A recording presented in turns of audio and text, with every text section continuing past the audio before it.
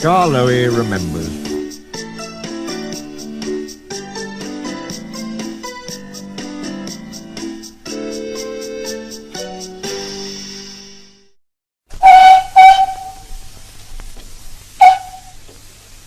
The fat controller had sent Edward to the works to be mended.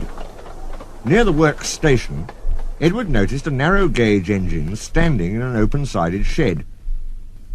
"That's Skarloey," he thought. "What's he doing there?"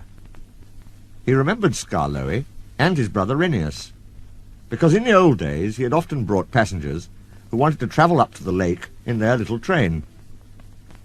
As the men at the works could not mend him at once, Edward asked them to put him on a siding close to Skarloey. Skarloey was pleased to see Edward. "The owner has just bought 2 more engines," he said.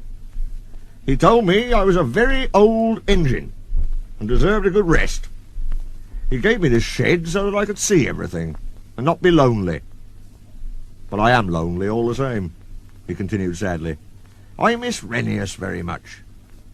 Yesterday one of the new engines pushed him on a truck, and now he's gone to be mended.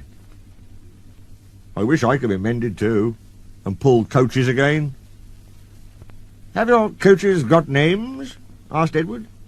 "Oh, yes. There's Agnes, Ruth, Jemima, Lucy and Beatrice. Agnes is proud. She has cushions for first-class passengers. She pities Ruth, Jemima and Lucy, who are third class with bare boards.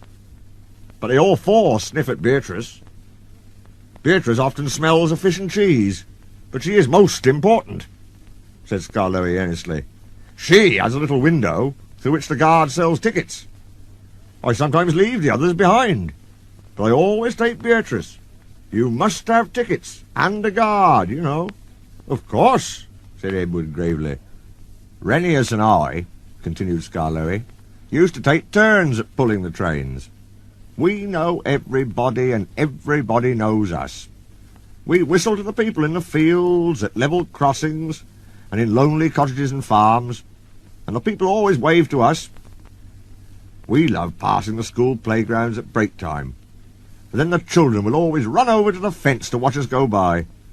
The passengers always wave, because they think the children are waving to them. But we engines know better, of course," said Skarloey importantly. "Yes, we do indeed," agreed Edward. "We take your tourists to the lake, and then get ready to pull the train back. We enjoy the morning journey home, because then our friends from the villages come down to do their shopping. We whistle before every station, 'Peep, peep, look out!' and the people are there ready. 'Where's Mrs. Last?' asks the guard. 'She's coming!' 'Peep, peep,' we whistle, and Mrs. Last comes running onto the platform. 'We'll leave you behind one of these days, Mrs.,' laughs our driver, but we know he never will. We stop elsewhere too, at farm crossings and stiles, where paths lead to lonely houses. Renius and I know all the places very well indeed, and our driver used to say that we would stop even if he didn't put on the brakes. Sometimes on market day, Ruth, Jemima and Lucy were so full of people that the guard would allow third-class passengers to travel in Agnes. She didn't like that at all, and would grumble, 'First-class coach, third-class people.' That made me cross. 'Shut up,' I'd say, 'or I'll bump you.' That soon stopped her rudeness to my friends. Just then some workmen came. 'We're going to mend you now, Edward,' they said. 'Come along.' Well, goodbye, Skarloey. Thank you for telling me about your railway. It's a lovely little line."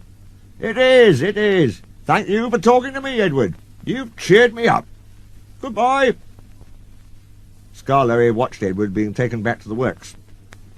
Then, shutting his eyes, he dozed in the warm afternoon sun. He smiled as he dozed, for he was dreaming, as old engines will, of happy days in the past.